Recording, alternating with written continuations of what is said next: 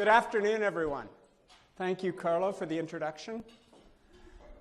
So Carlo posed the question, should we continue to use dimensional fund advisors, or DFA as we often refer it to, as the backbone of our investment solution? In order to answer that question, what I thought I would do is go back to what role does portfolio performance play as an investment solution? So here's what I call formula for retirement. If you look at what our core job is for most of our clients, it's to get them to retirement with a plan.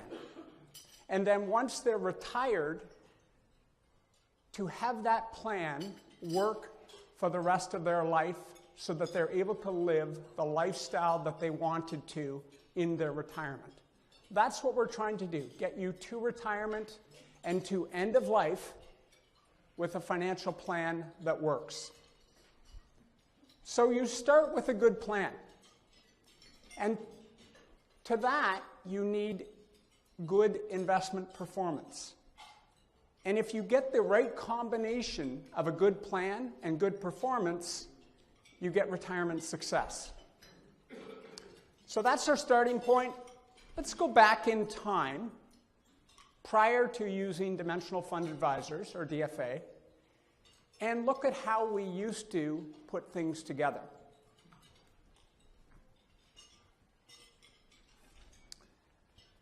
Here is what I would call the conventional approach to picking investments. So I started in 1991.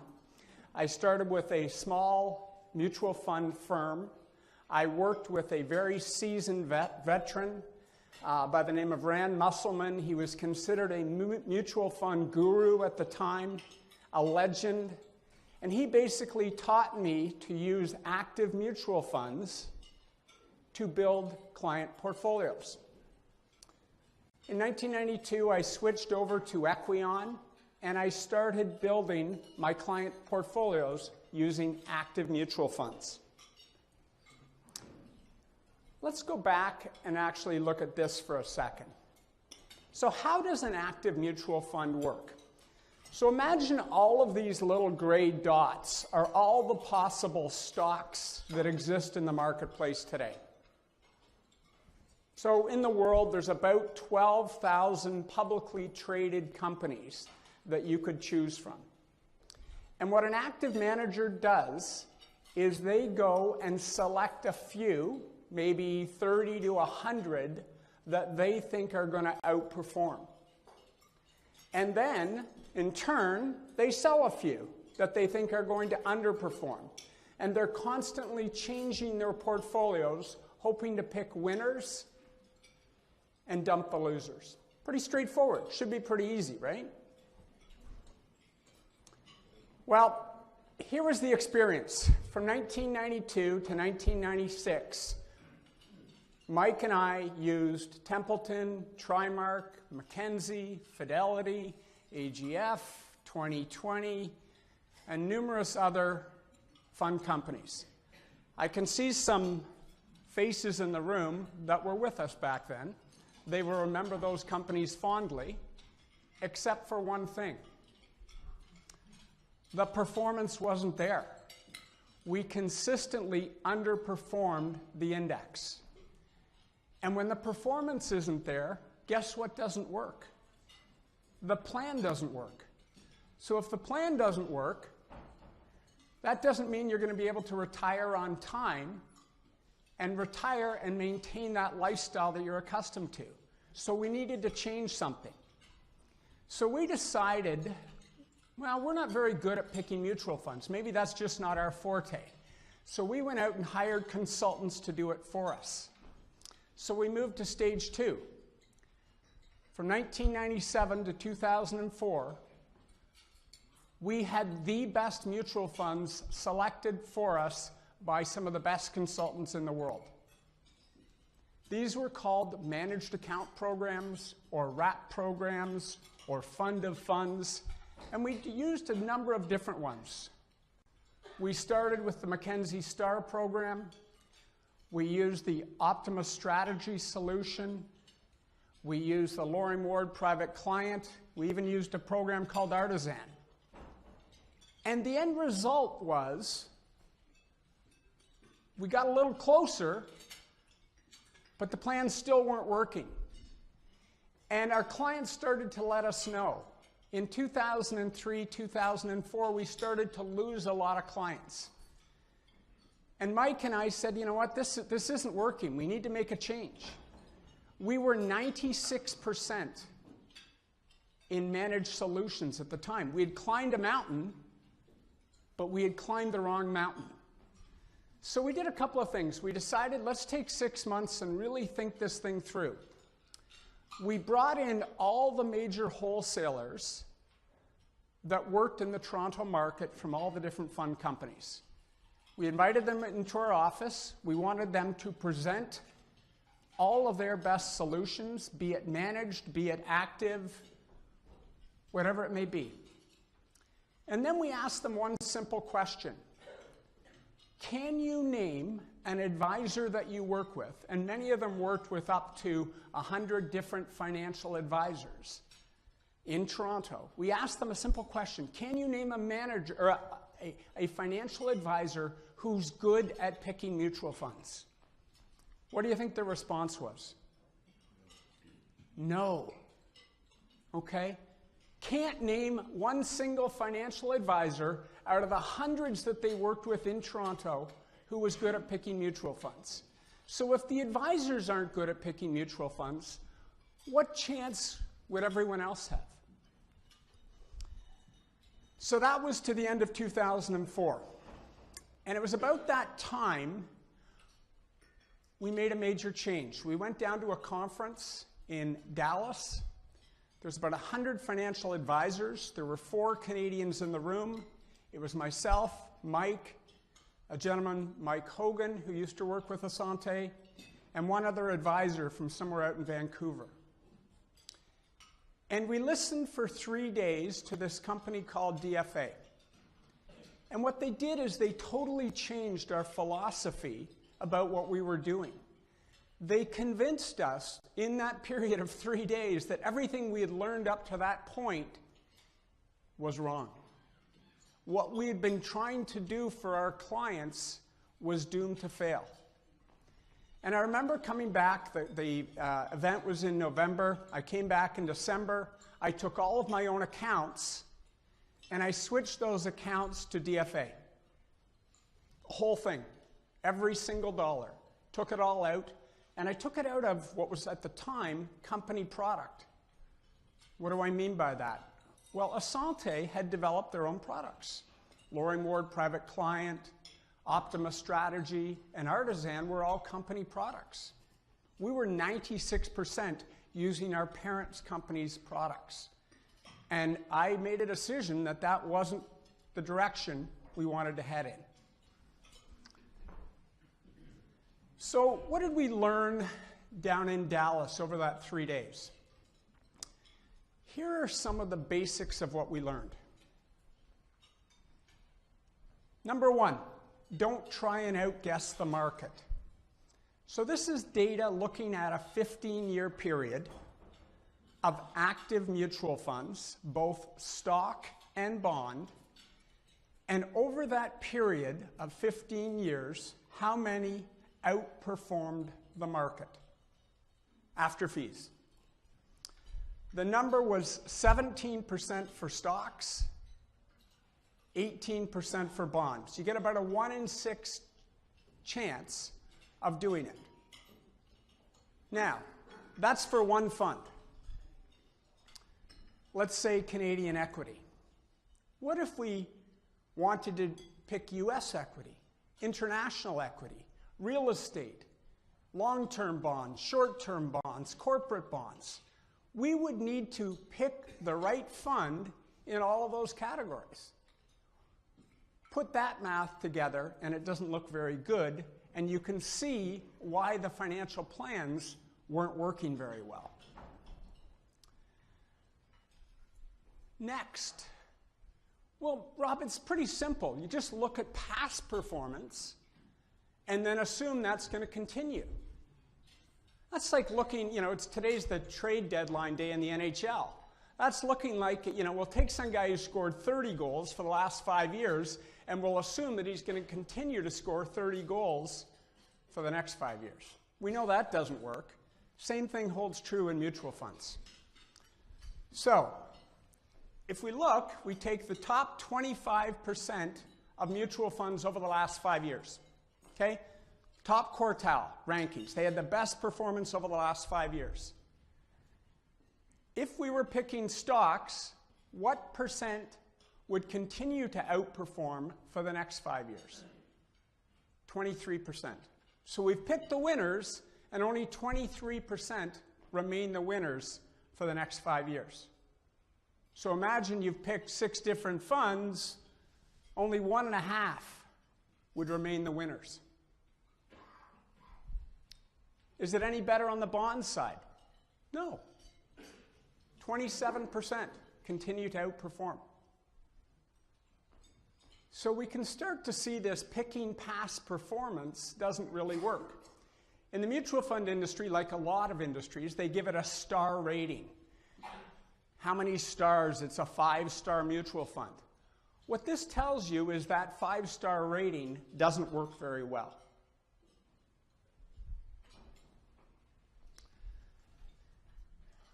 So here's a quote that I think is very relevant. It comes from Ken French, who is the chairman of DFA Investment Research. The market is very smart. Okay? You're not going to be able to outguess the market over time. Why is that? So imagine today you are going to go and you're going to buy a stock. And maybe you're going to go and buy a good Canadian company like Magna. Okay? Because you think Magna is going to do very well over the next 5 years, and you think its stock value is going to go up. Now let's look at what goes on just in one day in the world stock market. 83 million trades. 83 million. A buy and a sell. Over and over again. What about dollar volume? $347 billion change hands every single day on the stock markets around the world. That's a pretty efficient market. It's not like your house where you may have 10 people walk through your house and maybe get 1 or 2 offers. This is 83 million people going through your house every day and determining what's the exact price.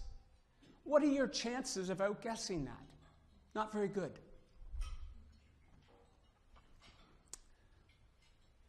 Probably the most important thing we learned at that conference in 2004 was that there is a way to do better than the market over time. And there's some factors involved in doing that. And the 3 factors are company size. Small companies will do better than large. Company price. Value companies, companies that are cheap, will do better than companies that are growth or companies that are expensive. And finally, profitability. Companies that are highly profitable historically will do better than companies that have a low profitability level. They still make profits, but it's at a lower level. So let's explore that in a little more detail. Let's start with company size. How do you figure out what's the right size? Well, we know small companies do better than large. So take all the companies in the universe, all those little gray dots, and take the bottom 10% in terms of size. How do you measure size? The market value of the company. Really straightforward.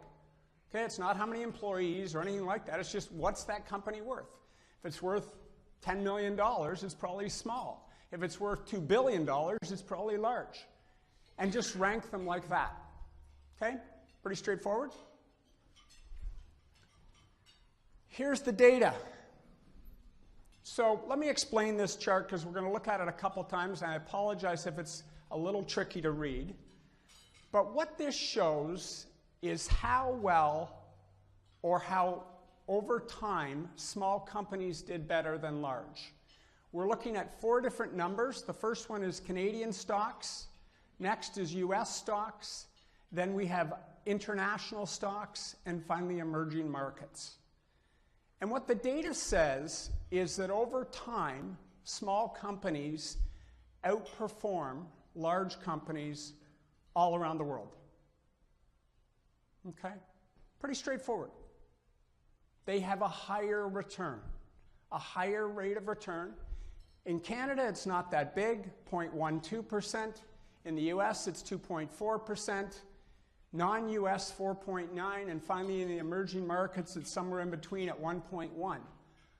But small companies do better than large companies. Does it work all the time? No. If it worked all the time, everyone would just do that. We would just ignore all the big companies in the world, put all our money in small companies, and solution done. So what does the data say? Well, the data says over 1 year it works about 57% of the time. Almost 50-50, maybe closer to 60%. Okay? Over a 5-year period, it works about 64%, about 2/3 of the time. 10-year, we're up to 72%. And even 15-year, we're only up to 82% of the time. So is that a good strategy? Something that works 82% of the time over 15 years? It's good if you flip it around and think of, well, how well do large companies do? Actually, over 15 years, they work 18% of the time. Now, that's a pretty easy decision, right? I'd rather go with 82 over 18 any day. So that's small companies versus large. Let's go to our next factor, price. Uh-oh, the graph's starting to get a little complicated, so let me explain. We had our small companies, those are the yellow ones that we've highlighted down at the bottom, and we've now taken our value companies, or our cheap companies, versus our growth companies on the far right. A simple example of value versus growth. If you did your weekly shopping in No Frills, as opposed to doing your weekly shopping in Longo's, do you think your grocery bill would be lower over time? Okay? Probably. That's a bit like how value investing works. If you stick with this strategy consistently over time, it works. So what we've done here is we've got all the cheap companies here, and we've got a bunch of small ones here, and for now we're ignoring all of the companies on the right-hand side and the upper portion. Those are larger growth companies. We're going to ignore them. What does the data look on buying these cheap companies? Does it work? It works pretty good. Canada, 3.28% from 1977 to 2016. The US data goes back to 1927, 3.59. The international data, 1975, 5.34. And finally, emerging market data goes back to 1989.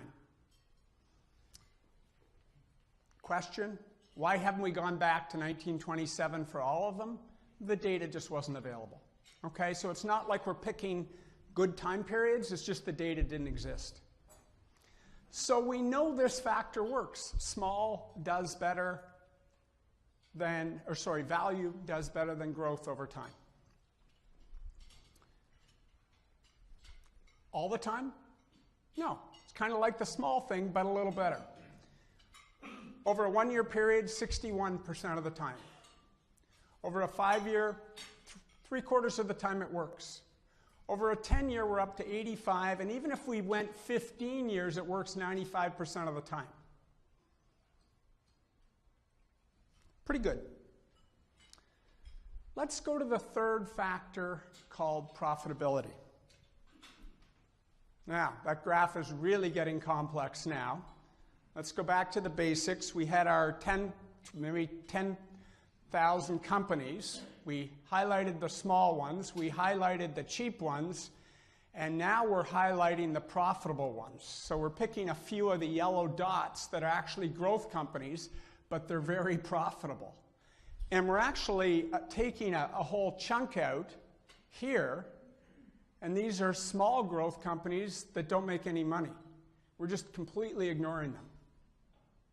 So we're starting to build a portfolio that has historically delivered great results. It has beaten the market.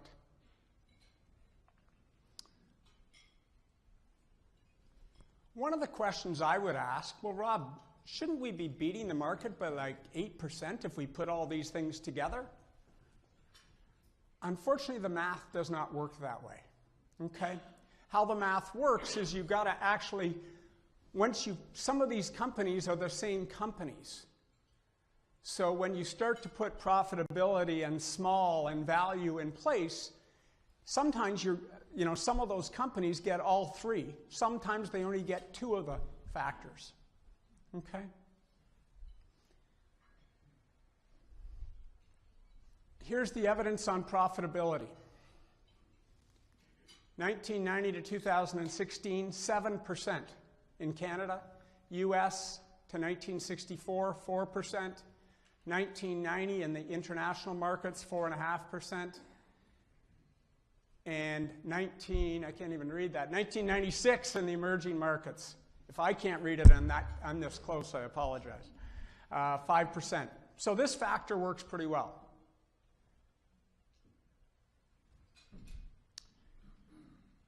Let's look at it.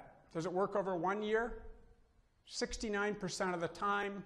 5 years, 93% of the time. 10 years, 99% of the time. And once we get to 15 years, it just works.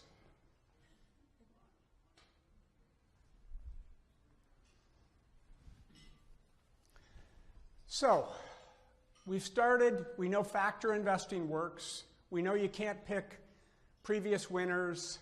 We know you can't figure out what the world's going to look like, what stocks are going to do better, which bonds are going to do better. We know none of that works.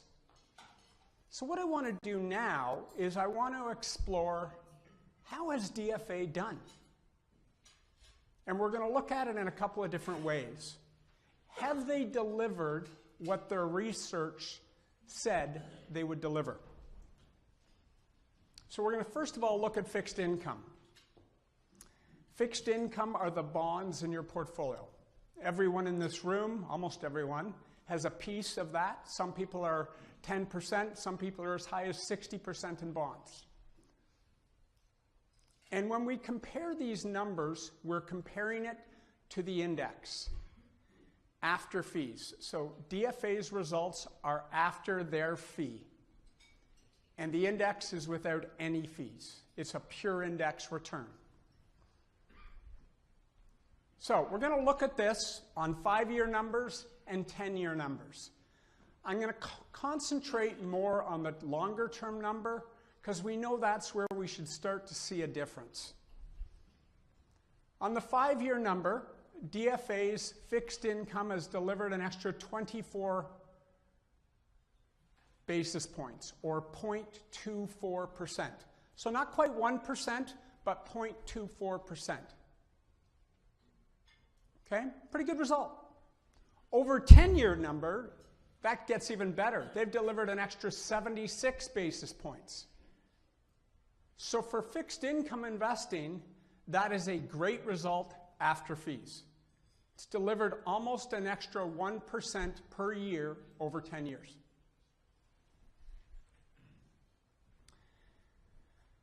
A few years ago, we added a different fund to the mix called the DFA Investment Grade Fund. Well, its results over the 5 years is minus 0.37%. Essentially, it got market returns, but once you subtracted their fee of about 37 basis points, they finished down 0.37. So over the last 5 years, that hasn't quite worked. That's okay. Remember, some of these factors don't work all the time. You need time to make them work. Now, let's get to the big one. What about the equity performance? Okay, so how have the Canadian equity funds that we use, and we use two of them, the DFA Canadian Core and the DFA Canadian Vector, how have they done? The Core Fund first. Over the last 5 years, it has underperformed by 1.2% a year, okay, for 5 years. And over the 10-year, it's underperformed by 0.05%. So it almost worked. They've covered 95% of their fee, but it didn't show up in positive territory. That's okay. We knew it didn't work 100% of the time. What about the Canadian Vector Fund? That has only been out for a few years. It's got a 5-year result, and it has actually underperformed by 3% a year. That's not a very good result. Should we have expected that result? What is the Vector Fund? The Vector Fund tilts more to small and value than the Core Fund does. So it's a little more aggressive per se. So why in Canada have we seen some underperformance? Well, let's look at how well the factors themselves have actually worked. Not DFA's performance, but how well the factors have worked over the last 10 years.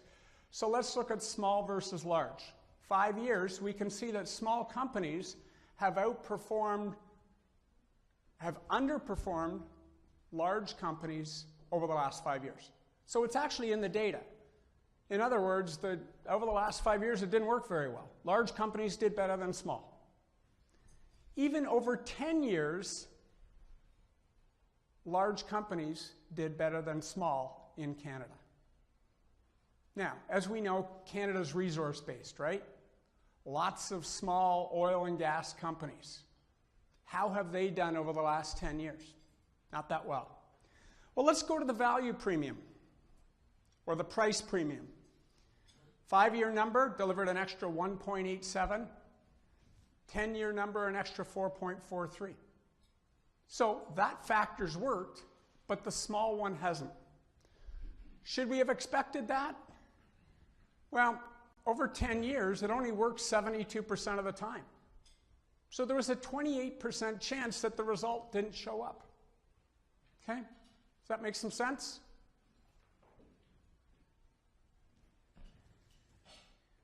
I was thinking of the song Hotel California. Does everyone know the song by the Eagles?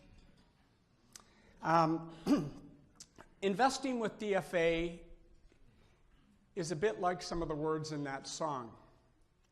You can check out anytime you like, but you can never leave.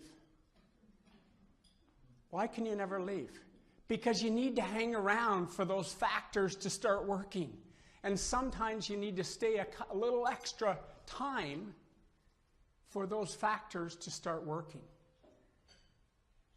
Think of you're crossing the ocean in a boat. And it's going to take 2 weeks to cross the ocean. And you're a week into your journey and you've had nothing but storms and bad weather. You face a decision. Should you turn around and go back to port and start over and hope for a better 2 weeks? Or should you continue your journey? The reality is you should continue your journey. It's just the law of averages, right? You had a bad week, you're probably going to have a good week. And we got a beautiful day today. We know we're probably going to have some snow and rain later on this week. It's just the way things work in the world.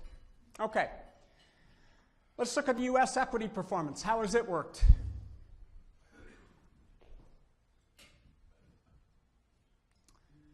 Five-year return, minus 1.13%. 10-year return, minus 0.94%. Doesn't look very good on the core side. What about the vector side? Similar results, okay? Minus 1.58, minus 0.96%. What caused it? Well, company-wise, over the last 5 years, small companies have underperformed large companies in the US. Over 10 years, it's about break even. Small companies and large companies have had about the same return. What about value? Ah, interesting. Value companies in the US have not outperformed growth companies over 5 years and even on the 10-year number. So now we know what's causing the underperformance. Growth companies have actually done better than value. Should we have expected it? Over 10 years? About 85% of the time, or 15% of the time, you're going to get a result like this. So you need to hang around a little bit to get up to 95 and 100. You're probably thinking, wow, these results aren't very good. Why are these guys excited about this? Okay, so let's go to the international side. International results. International Core Fund 5-year results, 0.91%, better than the market after fees. What about on the 5-year number? 0.56%. And remember, the fee on the international side is a little higher, probably closer to 60 basis points. So they've not only got that extra 60, but they got an extra 0.5% above that. What about on the vector side? Over 5 years, an extra 1.1%. Over 10 years, an extra 0.01%. Is that a good result? In fact, it's pretty good. Remember picking mutual funds? What that looked like? You had a 17% chance over time. Well, this is one of those 17%. It outperformed the market, not by much, but it did outperform after fees. Let's go to real estate. You only have a 5-year number, hasn't been in place for 10 years. It has delivered an extra 0.18% after fees. So, we've seen the individual component results. What about when we put it all together in a portfolio? So we typically, at McClelland Financial Group, use 7 different portfolios. The most aggressive would be 100% in stocks, down to the most conservative, which would be 40% in stocks. And I would say 85% of our clients are in one of those 7 portfolios. So here's the aggressive portfolio, 100% equity portfolio. Has it delivered over 5 years? Down 0.8%. What about 10 years? Down 0.2%. So it's covered half of its fee. That's an okay result. We would have hoped for better, but that's an okay result on the all equity portfolio. What about the next one? So as I go through these slides, we're lowering the equity component a little bit by 10%. We're going from 100% stocks to 90 to 80 to 70. And what we see is over here, minus 0.74, and we see a minus 0.1. Well, just clarify, that's against an index, right? That is against an index with no fees. Okay, so these results are assuming you had the exact same recipe using an index with no fees. Let's look at the 80-20 portfolio. Okay, 80% stocks, 20% bonds. 5 years, it's underperformed. 10 years, it's covered its fees. It's break even. That's pretty good. It's covered its fees. The entire portfolio has covered its fees. Is that a good result? It's an excellent result. It has covered its fees. It has delivered market performance. Can anyone tell me why that's important? Over 10 years. What works if we get market performance over time? What works? The plan. The plan works. Rob, Yep. what I'm understanding here is that I put my dollars in a plan over 10 years' time, and I got $0. No. Okay, great question.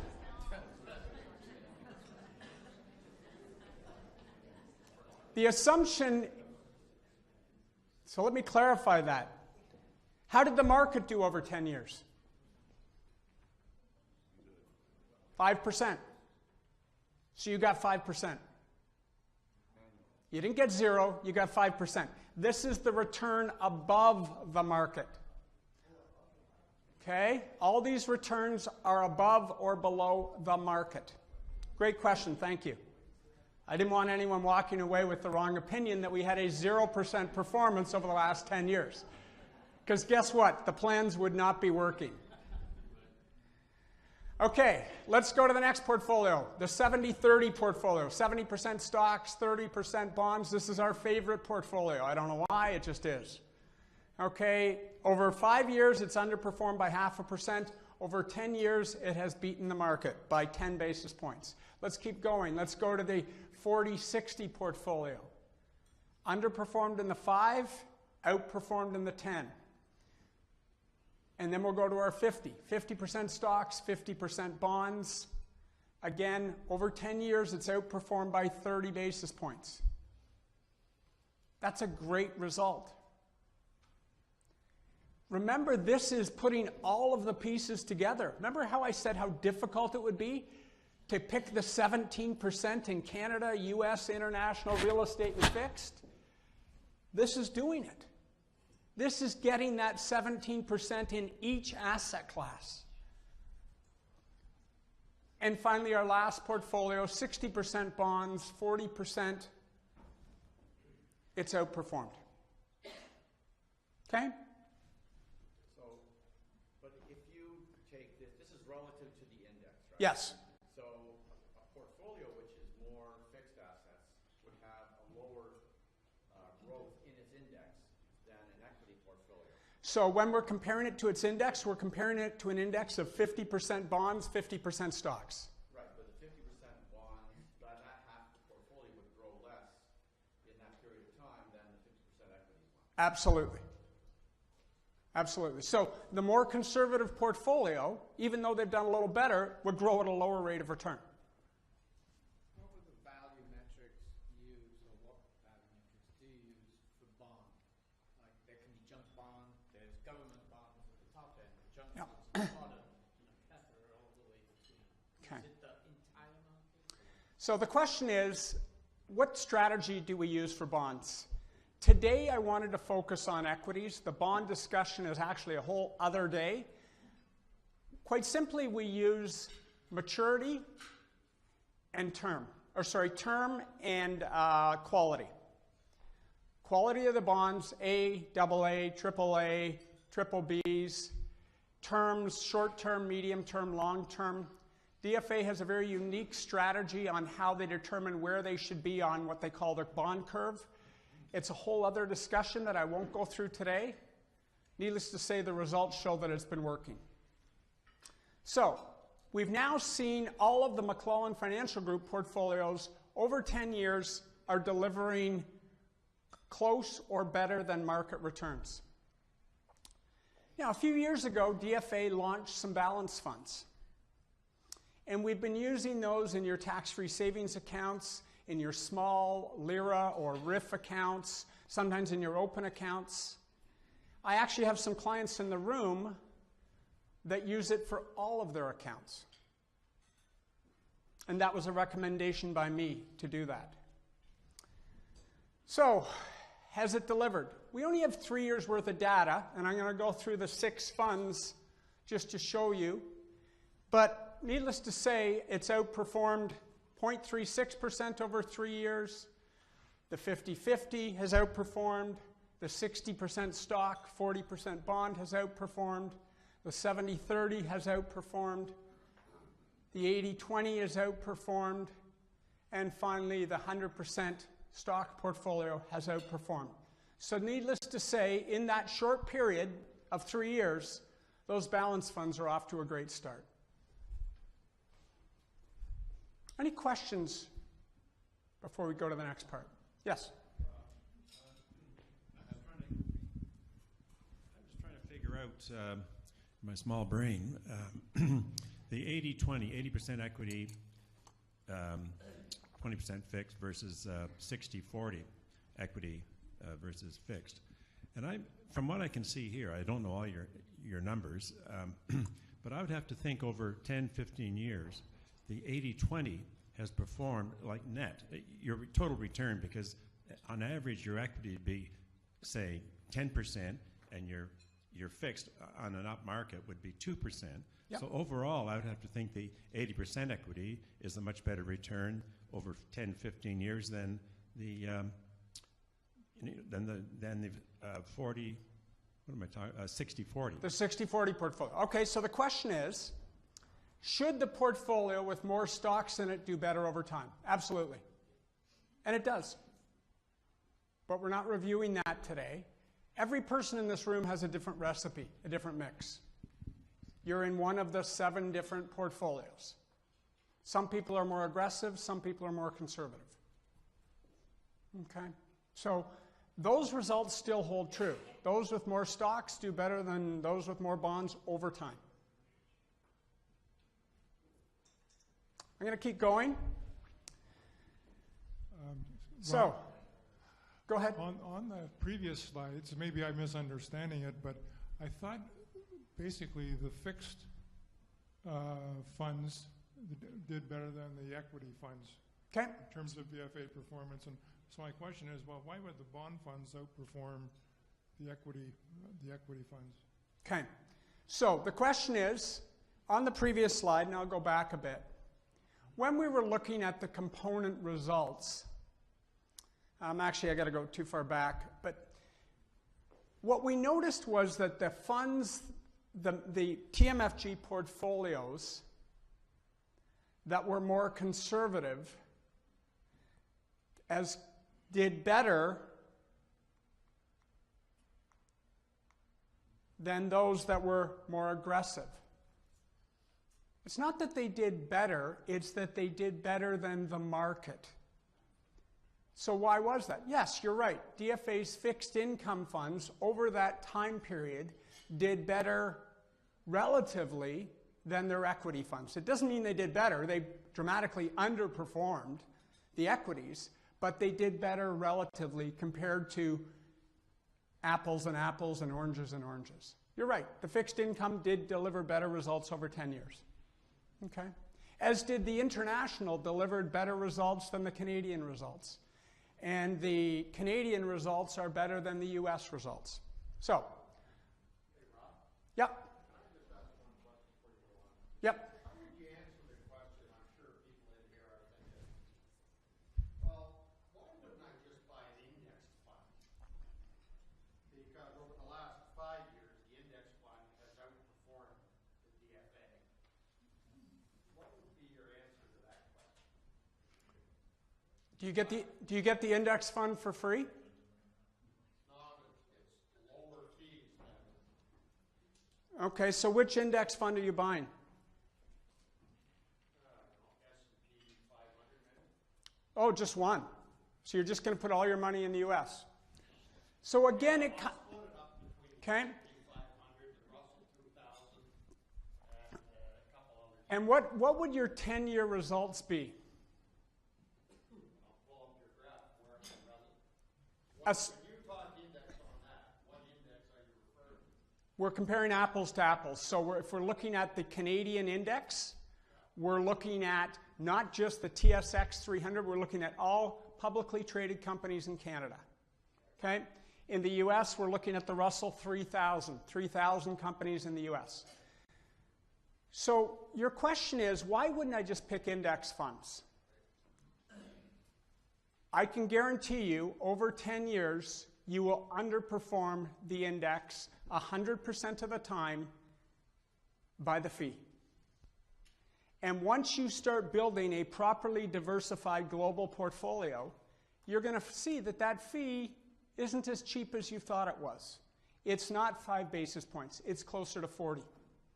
So now you're 100% guaranteed of underperforming. Okay? Next. David Booth, head of DFA. Basically what he says, our long-term results reflect the research. In other words, the research says that we will do better over time, and their long-term results show exactly that. What about exchange-traded funds? Or as Bob mentioned, index funds or ETFs are pretty cheap.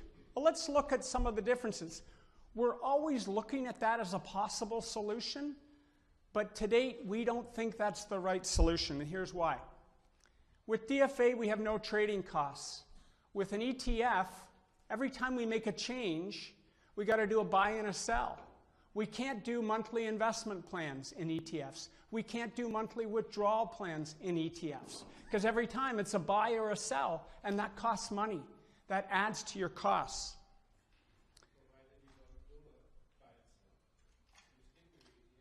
Because we need to rebalance the portfolio. At some point, you need to add money to your portfolio. At some point, you need to take money out of your portfolio. At some point, you need to rebalance.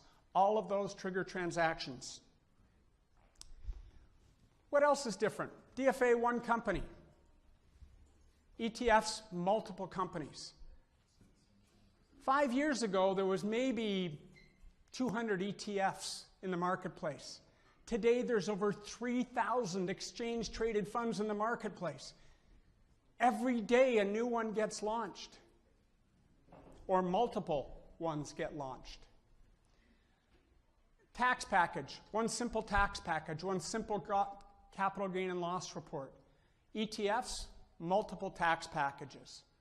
Come tax time, which is coming up or we're already into, it becomes an investing nightmare. And finally, what about fees? Well, DFA, most clients are paying about 41 basis points, 0.41%. If you build a proper ETF portfolio trying to achieve the same things, you're paying somewhere between 35 and 45 basis points. Really no different.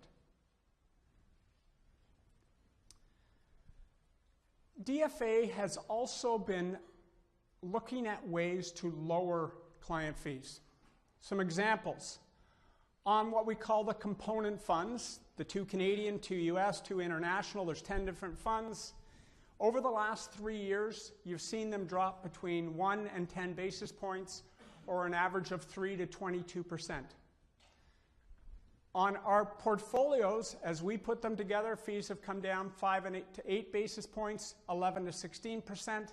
And then finally, even on their balance funds, somewhere between 15 and 24%. Every time this company finds a dollar, they give it back to you, the client. They don't put it in their pocket like most financial companies do. They give it back to the client. And it shows up in the results. This is another interesting look. So we're looking at 4 different surveys. This was done in 2017. Many of you participated in the one survey, the DFA survey. And the question was the percentage of clients willing to recommend their advisor to friends and colleagues. Okay? So these 4 surveys were done at roughly the same time, some of them in Canada, some of them in the US. This one was a 2016 PricewaterhouseCoopers report. Only 39% of investors were willing to refer their advisor. That's pretty bad. What about this survey? J.D. Power, 2016. Full service investor. So this is someone who's providing full service, financial planning, tax planning, estate planning, and investment planning. 48% were willing to refer their advisor. Next, the CFA Institute. Okay, 2016, certified financial analysts, some of the most brilliant minds in the investing world. Were they willing to refer their advisor? 51%. What are the results from the DFA study? Investors around the world, were they willing to refer their advisor who is using DFA as their investment solution? 98%. When I saw our results at 98%, I thought, wow, I thought we were really good. Then I realized, no, we're good because we're using DFA and it's working. Finally, DFA is a global player, okay? As of the end of September of last year, $685 billion in assets, and that's real dollars, those are US dollars. What about the Canadian? Canada's still pretty small with DFA, it's only $12 billion. US, Latin America, $591 billion. Emerging markets in the Far East, $38 billion, and Australia, $41 billion. Okay? They're a major player in the market. We've handed you a brochure that we thought you might find of interest. It's not really a marketing piece as much to give you it's just sort of some comfort as to who DFA is and how they evolved. So let's go back to our formula for success. We tried the other approaches. Start with a great financial plan. Now get performance, market returns, or better. And we've got retirement success. As I look at our client base, I know, and I speak for the other advisors as well, we're seeing our clients meet their retirement objectives and then being able to maintain the income in the plan that we discussed because the plans are working. That doesn't exist with most financial advisors. It does exist with the strategy we've been able to put together. Are we making a change? Not at this time. We still believe it is the best place to have our clients' money. Quick story. Back in 1995, Equion, the company that I worked for, merged with a firm called Loring Ward, and we became a publicly traded company called Assante. I became a shareholder in the company at the time, and we worked to develop all these great investment solutions, or so I thought. In 2004, I learned that those solutions weren't working that well, and I had to make a change. And then something, I don't know whether it was good that it happened, our publicly traded company, Assante, got bought out by a big mutual fund company. And I remember waking up that next morning going, you know what, this just doesn't feel right. Something's wrong. I decided then and there I had one boss. You're my boss. My job is to look after my boss. My boss isn't Assante. My boss isn't CI mutual funds. My boss is here in the room. And my job and the advisor's job is to look after our boss. And that's what we try and do at the McClelland Financial Group. So with that, I think we're close to done.